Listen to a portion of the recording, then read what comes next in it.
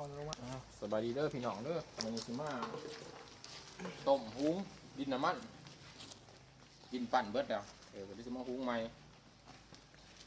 ดินน้ำมันเดี๋ยวมันเสียขุ่นแล้วจะมาหุงต้มใหม่ปั๊บไปเอานะ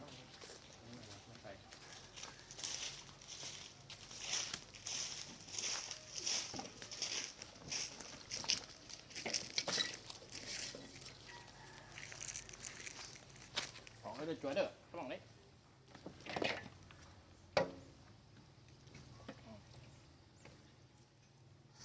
มาสิอีก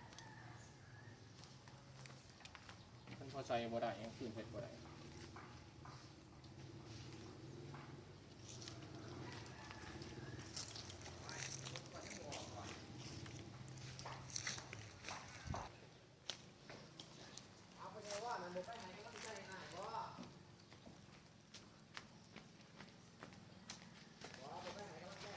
เอาไปจุบเอาไปโดดนะเขาหลายคนเพื่อนโดดนะเพื่อนโดดนะนี่แหละไปไหวแล้วน้ำมันลงมาด้วย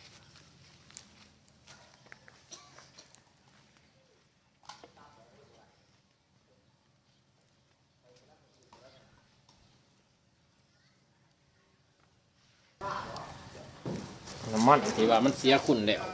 ได้ฝ่าละปีแล้วเบิดขุ่นนะผักเดี๋ยวมันใส่งานบ่ได้ก็เสียเอามามาทุงตบแต่มันได้ขึ้นมันใส่งานได้คือเก่า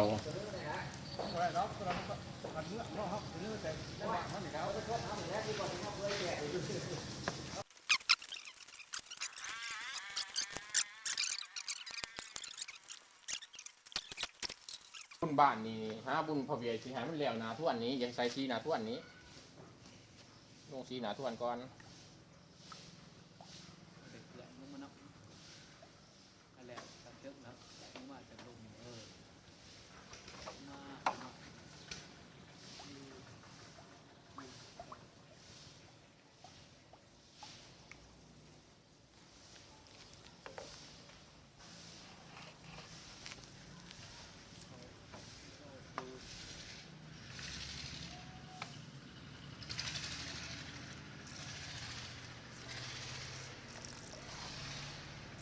บุ้ม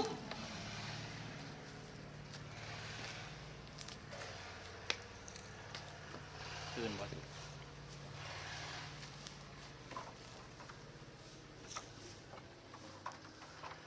ปั่นหัวหนักไว้ช่วงปั่นหัวหนักสิปั่นแค่นั่งไว้วันนี้ร่วมแนวเวียกอันนี้เบิร์ดได้เวียกบุคคลใดได้เขียนนะบุคคลเป็นไร